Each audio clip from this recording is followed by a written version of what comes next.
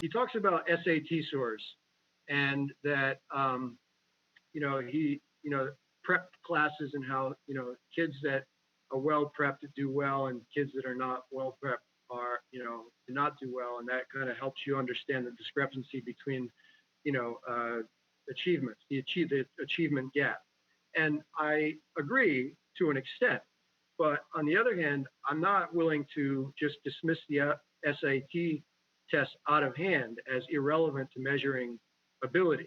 And I say that uh, because, I mean, when I went to high school, it was still a very urban environment, but Providence had this one high school. It was a college prep school that you tested into. And so I ended up going to high school, which afforded me some opportunities I might not have otherwise had. But basically, there were a lot of smart kids at this school.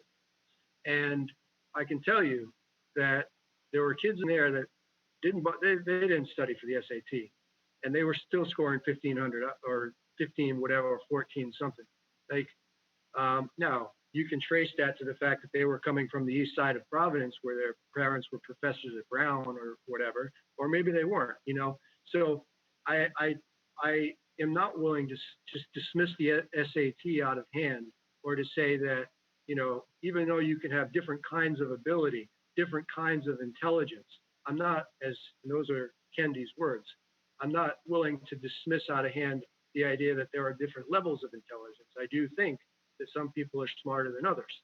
Now, that said, now we can come back full circle to Kendi's main point, which is that, yes, you have differences in the population.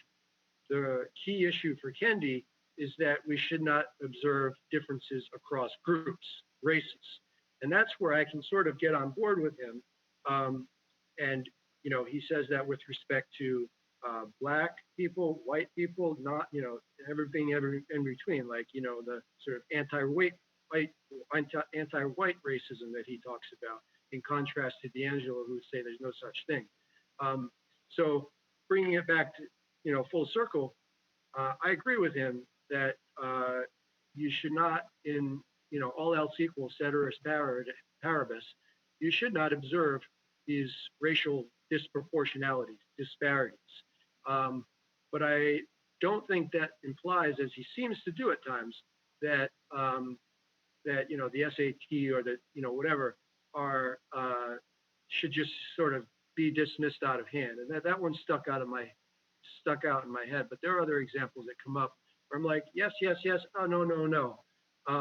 So that's all. And I think I can stop there because we can. Because I think it brings us back to the issue of what racism is, and that's really what we have to be thinking about. And I think what I'm trying to convey or draw out is the many dimensions of this conversation, and the potential for things to get a little oversimplified, either by focusing too much on race or simply trying to focus too much on a very distinct dichotomy between two very, very narrow definitions of racist, anti-racist, and so on.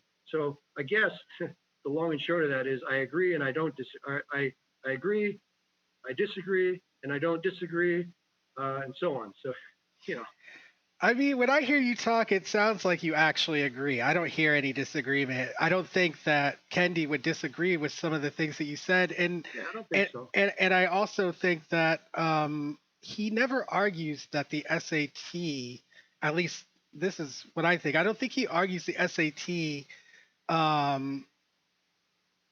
is 100% just like a bad measure of intelligence. Um, I think the point is that it shouldn't be used or weighed as heavily in college admissions, is the argument. Like people use that to decide who should go to college. So that's part of the issue. But so there is Um, a robust conversation here. Yeah, yeah. I would, I mean, I don't mean, I just didn't want to interrupt, but I didn't want to let a point kind of go unsaid.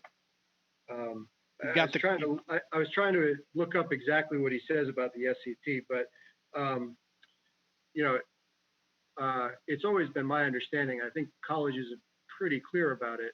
Um, that and this is particularly the case in grad school with the GRE, that it's more of a way to, it's not a make or break thing. It's like one of many things.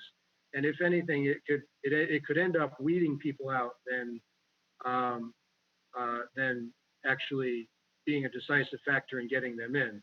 Just like, Well, I think that has changed a lot over time. It used to be weighed extremely heavily. So I think that has changed over time. Some schools are not using it at all now. Other people have decided to give it less weight because there's been a realization from college administrators that actually, you know, that a lot of people are coming in with good SAT scores, but it's not necessarily as indicative of what people will do after the fact as they had initially thought. But it does actually predict fairly well what people's grades will do. Thanks for watching. For access to the full-length conversation and all of the 2-hour-long unedited conversations that I've had on race, click the support link in the description below. Thanks for your support and see you next time.